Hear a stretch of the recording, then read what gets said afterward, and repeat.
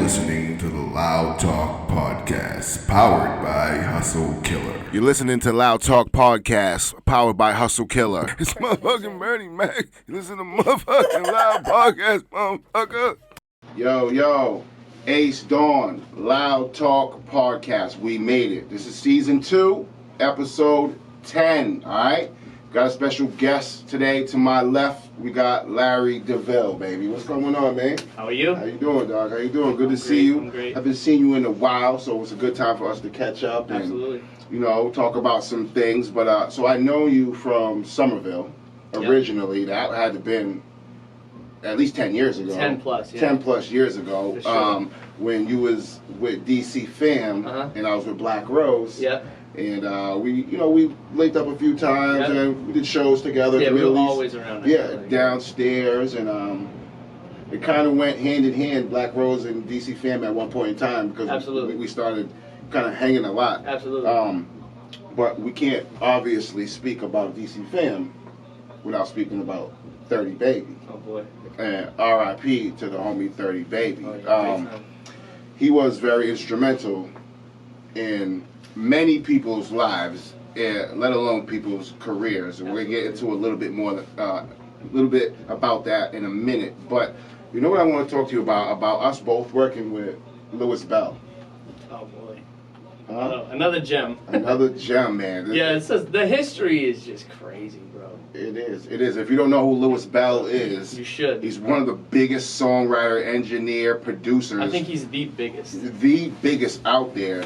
He produces and writes for like Post Malone and everybody you could think of in the industry. Like he wrote on Sunflower. Yeah, if you hear it on the radio, odds are Louis tapped into it. If you hear it on the radio, he's on Donda. He's on Donda. He wrote on Donda, which is pretty amazing. And to know that we worked with him at one point in time, and you could tell back then he was very talented. Yeah. I mean, that's an understatement, right? Yeah. Yeah, definitely. That like having worked with somebody that's like at that point in the game right now, it's like it's like enlightening and it's like empowering, and it's like a broad amount of Spectrum, of emotions, because it's like that's my boy, it's my old producer, and it's like fuck, like you want that, but it's also amazing because your boy made it. Yeah. And then as an artist, and then somebody that's like in the same realm, like trying to pursue the same dream, it's also cool, dude. Because what I realize about it is that like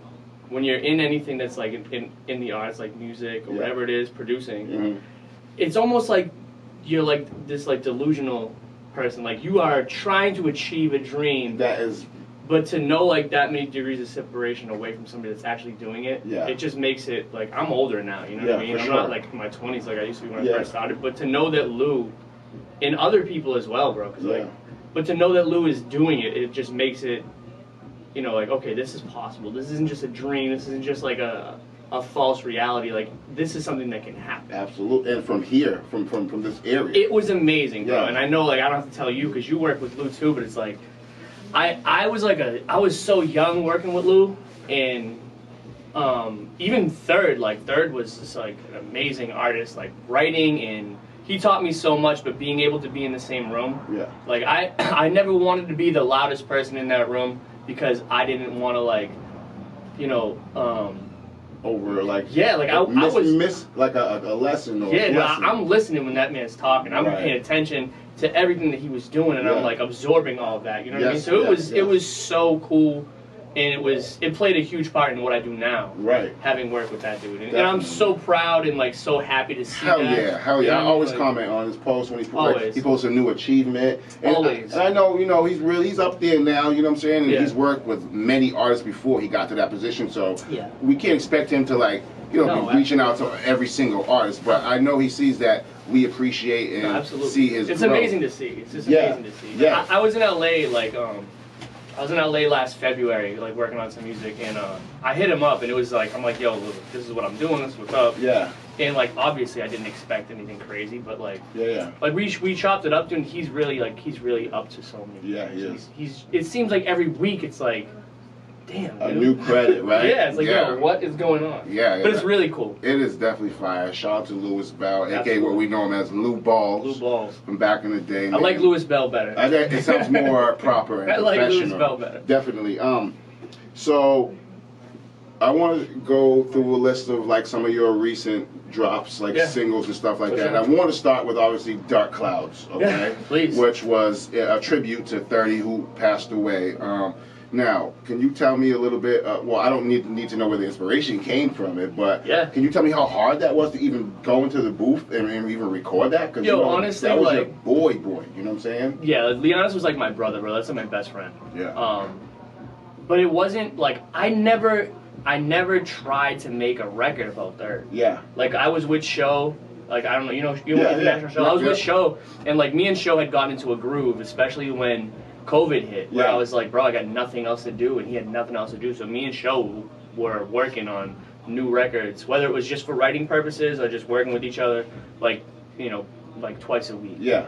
And I just happened to go in there, and we started working with Splice, the software Splice. Yeah. It's like a royalty-free. Yeah, we did with that here. At the so Studios. We just found something, and it worked. It sounded good, and I didn't intend to write about it, but I had been listening to this old like R&B record in the car on the way up there. It was a Tamia record. Okay. And it just like, it speaks about like hearing, like it uses like the sound of raindrops as tears. Okay. And it's stuck in my head because I remember I loved the song when I was younger, and when I got there, we played the record, we wrote it, we started making the beat, and I'm like, all right, I don't know why, but I'm going down this road. Right. And it was shortly after Third had passed.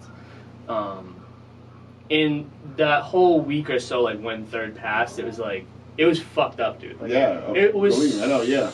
It was so like, well, like at least my experience with it. Right. It was like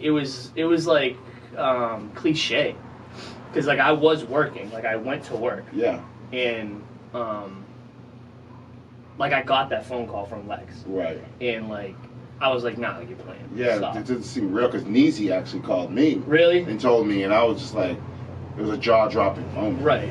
So that whole record, that whole video is literally like what happened. Okay. And lyrically, like it is exactly what happened to me, and like throughout, like whether it was the phone call or finding out or with his family, at the ceremony, and afterwards. It's just like a step-by-step thing of like. Right. So it wasn't very hard. Like it was surreal for me, and I tried to like put it in layman's term, like the simplest way I could. Yeah. To make it relatable to everybody that listens to it, because we've all like coming from where we're from, dude. Like. You know what I mean? Like so many people, but we lost too many. Definitely. But I was glad at the end of the day I did it. Like his son and his daughter, like still to this day, is the parents and all that stuff, like the family, it, everything. Yeah, it was a great response from it, and like it was probably like the most emotional record like I've heard in a long time I could imagine. Since White Flag. White Flag. I was gonna mention that. White Flag. I was gonna say is like my favorite song of yours. That I was like begging to like. Yeah, of Renzo, aka if you don't know, his name used to be Renzo. Yep. And you had that song White Flags, and if you never heard it, look it up on YouTube. What is it, under Renzo? It's under Renzo on in retrospect. I think the only thing that's on is Bandcamp, but I've actually been contemplating whether or not I want to like remaster that out. Okay, yeah, that'd be fire. That was one of my favorite songs. Yeah. Now I wanted to talk about Think You Are. Okay. Okay, so that was another single because we're going through singles that you've dropped. So that was another single. So is that another one from Life Experience or? Yeah, so definitely like I think like any artist like and I don't even want to consider myself like an artist. Like I'm an aspiring artist still in my head. You know what I mean? So it's like I think anybody that's trying to do this, when you really break it down, it's like when you try to get like what's the word? Like when you really try to be more than just like a rapper, or more than just a singer, like when you're like trying to put together the whole picture, it's like all right, like you get jack of all. Right, but you get so many people like, all right, you should do this, you should do this. This is what you sound like, and I get like Justin Timberlake, I get Justin Bieber, like all that stuff all the time. So it's like, for me, like whether it's working with Show, whether it was working with Lou, whether it's working with Mike, whether it's working with Archetype, whether anybody, it's like everyone has their own idea of who you should be. Yeah, of course. Outside of music too, like whether it's as a father, as a man, as a parent, as a fucking friend, as a son. Yeah, everyone's got like. Yeah. And it's so easy to get lost in that, dude. Right. And the easiest thing for me, like the past few years, because I've been going through some fucked up shit the past few years. For sure. And the easiest thing, the best thing that I ever did was like just separate myself from that. And like for the first time in a long time, I asked myself like, well, who the fuck do you want to be? Right. You know what I mean? Like, and what do you want to do? Yeah. What is going to make me the best person I can be? What's going to make me happy? Okay. And that's really where it comes from, because it's like, I'll write records now, like, with intent. Yeah. And sometimes it doesn't come out, like, as soulful as I would want it to wanted be. to, right, yeah. But those, like, eureka moments when you're writing, when, like, you're effortlessly, it just comes out. Yeah. That's, like, the best feeling for me, and that's pretty much what the record is about, is just, like, being who you are. And right. I feel like it ties to like so many different, you know, like parts of people's lives. Right. So there's a video. Songwriting. There's a video to Yeah, that. yeah. So definitely check that out. Now I wanted to talk about your most recent releases, which is Thunder. Yeah. And it was filmed by Adam Sheckling. Adam Sheckling. Adam Sheckling. That's my Excuse guy. me. So how was that working with him? Is that somebody you've worked with in the past? So prior to really, so this whole project that I'm working on right now, like it's more than a project, it's a brand. Okay. It's called like Lost in Boston. Okay. And before I really started putting visuals to anything, I got hit up by them to start shooting. Right. And I was like, all right, cool. So we tried The View. That was the first thing that we shot together. It wasn't Adam that shot it, but Gabe directed it. Okay. And then slowly, as we started, because there's a lot of work that we've been doing. Yeah. As we started shooting more things, Adam came on board and was, now he's our videographer. Right. But Adam is the homie, dude. Like, yeah. He's super talented. He's that a video young kid. That video is sick. It's cool, man, yeah. It reminds me like a movie, like how you're driving like in the car, in that certain angle, you know what I mean? So that was in our LA trip. Okay. And like going out there and making music, dude, and like the arts out there is just, it's so different. It's definitely different. But I feel like we could do that in Boston like so easily. But there was this spot out there called the Billy Studios. Okay. And we found it online, and it was a place like no bigger than like a normal spot in Boston, bro. Yeah. Like, and they had just rigged it up and set this place up to be 4 or 5 different sets, and it was so dope. So we spent the whole day. We spent almost 2 days, full days, just shooting there. And they had the old car. Yeah, they had that the car was phone. fire. Yeah. They had the scene from Think You Are. Mm-hmm. It's literally like 10 feet from the car. Oh, nice. There's mad other videos that we shot too that some of the footage takes place there, but like it was just this dope spot. But with Thunder, the song's about fucking. Oh well, yeah, obviously. But we were in the car, and the car was just a prop, and I'm like, yo, like maybe we could use this in Thunder somehow. Like I'm like going to get it. Yeah. Like I'm going there, and I'm getting pulled over like by any means necessary. So so it was cool because they had like the lights and stuff rigged up behind us. So it would just happen to be on like a blue and red setting. So it was like, all right, like let's just make this a car, like a cop chase. Like It gave me like definitely like movie like vibes. Yeah, like it was cool because it's like the next stuff I do, like I never did anything like that. I never had like real sets like that. Like so it felt very professional to you, right? Right. And the next stuff that I shoot will definitely,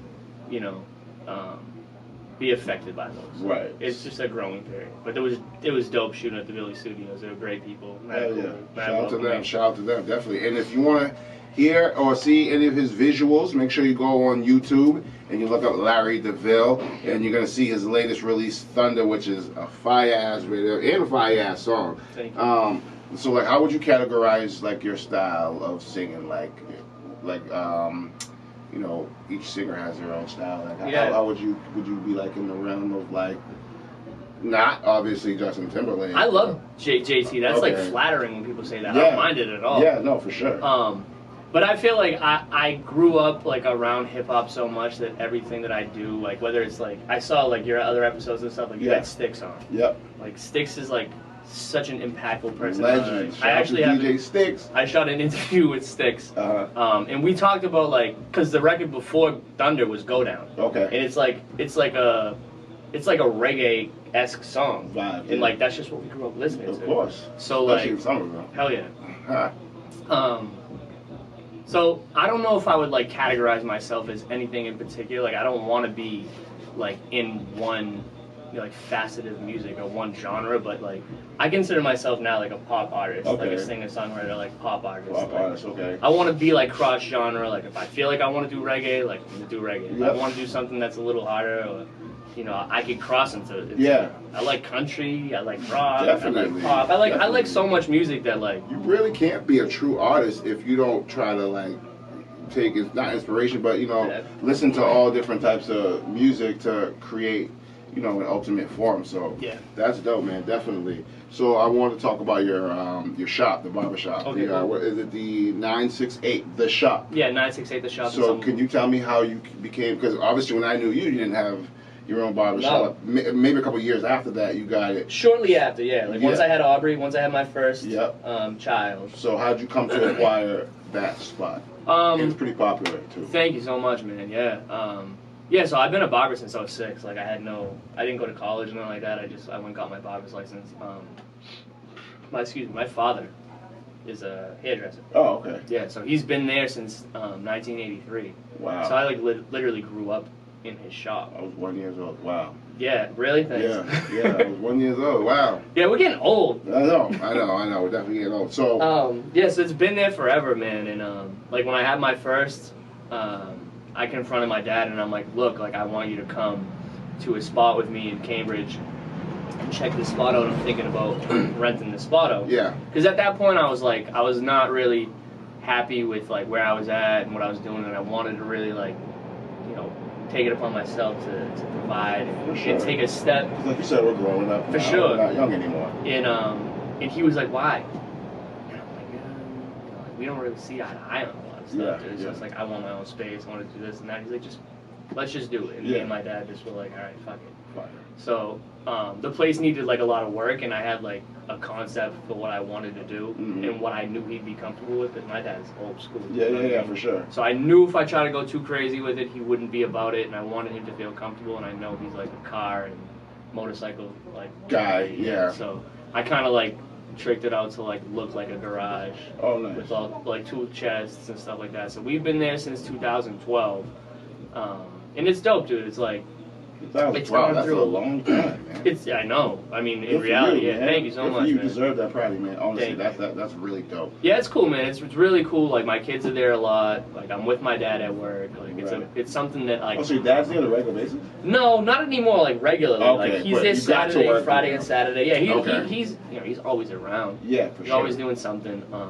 At the end of the day, like, it's his business. I run it with him and stuff like that. But it's cool, man. It's cool to have something that, like, you can see grow, and you can, like, I work amongst people that, like, it's just, like, people I want to chill with pretty much all day. Yeah. It's not, like, a real strict setting. It's relaxed. It's not fun. Stress. No, it's awesome. Right. I mean, I'm sure you can attest. Of course, doing something you're passionate about. Hell yeah. So can you give the address? 968 Broadway. 968 Broadway. In Somerville. And do you take appointments? It's appointment only, yeah. Appointment only. We do walk-ins, so don't be just trying to walk up in there and ask for you to get your little raggedy haircut. You know what I'm saying? Better be wearing your mask, but not for real. Make an appointment. If he's got an open slot for you, he's gonna chef you up. I've seen his work, trust me. And I'm sure he got other guys in there who can chef it up too. You know what I mean? So I wanted to talk about you are a father of 2. Oh man. You know, we can't talk about Larry without talking about the girls. Your girls, man. So obviously they've been a huge inspiration to you in life, you know what I mean? And your driving force behind wanting to be like, the best you could possibly be. Absolutely. You know what I mean? So in every asset of like. How's that being a dad? I mean, I don't gotta tell you, right? Like, well, my daughter just turned 10. Crazy. The other day, but it's crazy. How old are your daughters? Aubrey's 9 and Aurora's 5. Oh, so see, you're right there. You're right there, man. Right, but it's amazing, bro. It's amazing. Like I never thought I would have kids. Girls, let alone, huh? Never mind girls. Yeah, for real. I never thought I would have kids, dude, and like whether that, like, I don't know why, like whether or not I thought I could do it or what, and like there's selfishness in it, but having kids changed my life. Big time, me too. Either it changes you or it doesn't change you at all. I'm like, especially now being like a single parent. Yeah. Like, whatever. Like, it's amazing. Yeah. It's made me so much more confident in, like, I have, like, drive that I didn't have before. Like, right, because now you think about the future. And it's always something, right? It's always something, but, like, everything is for them. You know what I mean? Like, with purpose and with intent and, like... And with love, obviously. Oh, my God, dude. They're just great. It's they're great how you little discover girls. the love that you never even knew existed inside you, huh? Yeah. And it's cool, dude. Like, they've made me realize so much about myself. Right, your like, character and shit. Yeah, absolutely. And who you want to be. Yeah, for sure. As a person, because you don't want to show them. Yeah. Just any old, or Right. I don't want my daughter knowing Setting the tone. old me, you know what I mean? No, I know, dude, and I feel the same way. But like, yeah, they've made my life like immensely better in every aspect. It's definitely, cool. definitely. So beautiful kids, man. I'm not gonna say shout out to them because they're not probably gonna They'll see watch. this. They watch all this So stuff. if you guys are watching, hey kids, your dad's the man. He's doing really good, and I promise you, he loves you very, very much. Okay, sure. So keep that in mind always. It's the best. So this is a pretty good question. So other than your family, right? Mm-hmm. What really like drives you to be the best, other than family, to be like the best person slash artist slash man you can be, other than family? Because there's more driving forces in life than family. Right. That's a really good question, man. And I thought about that like recently, honestly. And I don't want to sound like an asshole, right? Do you think, brother?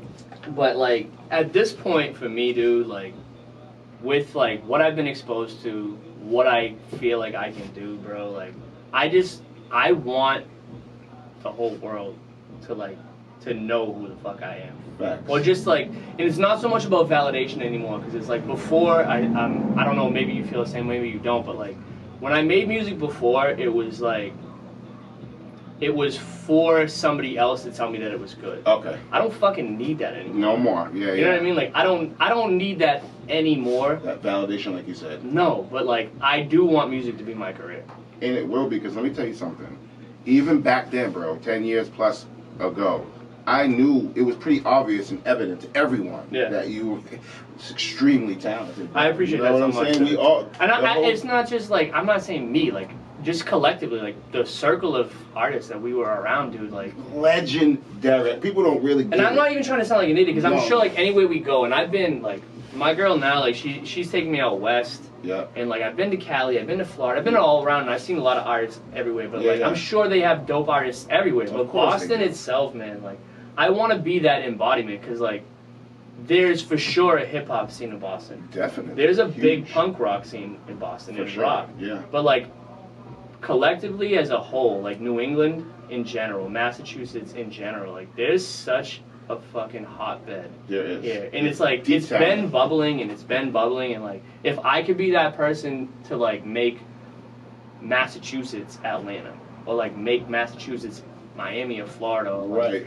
then fucking so be it, bro. Like Yeah. and with what we're doing, like with a lot of the producers and stuff that I work with and stuff now, like we'll go there and like I always get it at first. They're like, oh, this is gonna be like another session. Typical. And then I'm like, yeah. no, like, you don't know what the fuck is about to happen, bro. And then it goes down because you work with professionals. Yeah. Like, And it's a like lot I of these want that, artists dude. Like, have I it. want that, bro. And Yeah. I wanna bring that shit back to Massachusetts, where it's like we don't have to be just artists. Like I'm 33 years old. Right. Like, oh, great, if I'm an artist, I'll be a fucking artist. Yeah. But I could also be a writer. Yeah. And everybody else could also be like, you could play your part in music in so many different ways, whether it's videography, whether it's That is cinematography. a very good point. And I'm cool with that. artists that are out there listening, man. As you get a little bit older, and even not as you get a little bit older, but it's really important to understand that you don't have to be always the star, the forefront, because there's a lot of people behind the scenes that are making that person who's the star, making their And that's levels, fine. their works turning. You know what I That's mean? fine. And that's definitely fine, but it's still, you could be a writer, like you said, video art. I would love that. Honestly, I talk to my producers a lot about that now, and a lot of the stuff that we do, like a lot of the records that I write now, if I wasn't so eager to put music out, and I feel like I had to, like, if I wanted to be a writer, I had to, like, you know, put myself back on the scene. Like, I didn't release music for a long time. I know. It was So I wanted to wild. hold these records, but I'm like, I can't just hold them. I have to do something with them, because if I want to be a writer, I got to let people know that I can write. You know what I mean? So it's like, So what was the change? Why'd you go from Renzo to Larry Deville? Was it just like a growth? Like either growing up? yeah, dude, it's Like, like, there too many Renzos too like that? Well, first of all, like for publishing reasons and stuff, yes. Like if you search on like iTunes or if you search on Spotify, there's plenty Renzos, right? Or like Lorenzos or Renzo somethings. Yeah. And like I didn't want anybody to mistaken my music for anybody else's music. And if you search other artists, some of my records are on there. Come up. Yeah, and that was aggravating to me. Yeah, that happened to me with the Ace Dawn show. Yeah, that's why I had to put my actual name. Yeah. On all my music, my real legal name. Yeah. You know what I mean? And that. Funny that you say that because like if you search my name on YouTube, some of my records have my name on them, and it just happens to like get more, I don't know, like more views or whatever. Or playlists or something. Yeah, but it had to do. That was one thing for sure because I started off as Lorenzo. Yeah. And then I went and shortened it to Renzo. Yeah. Because there was a Lorenzo in Boston at the time. Okay, I think I remember that. Yeah. He was an R&B artist too, so it was like super confusing. So I was like, all right, fuck it, we're making it Renzo. Right. And then, with that. Who that person was, for sure, and then the whole like I couldn't escape it. Yeah. After a while too, and like losing Third was like really difficult, bro. Like Third gave me that name, you know what I mean? Yeah. So like for me, like I wanted to do something that was like, like I'm ready to go, like I'm ready to like whether it's to be an official artist or like whatever, I'm ready to go. So like I wanted to pay homage to where I'm from. Yep. So hence like the Deville, Deville. And I was like, I'll be at work and the fucking shop phone will ring and people will be like, "Yo, is Renzo there?" Yeah. Like, can I get? And I'm like, "Oh man, you escape that." Yeah, I needed that like normalcy in my life. Right. That transition. I would rather people just call me Larry anywhere I go. Like, I don't want anybody to be like, "Yo, you're Renzo," and I'm like, not really, dude. Like, I'm fucking Larry. Fucking Larry, bro. I called you Larry back there.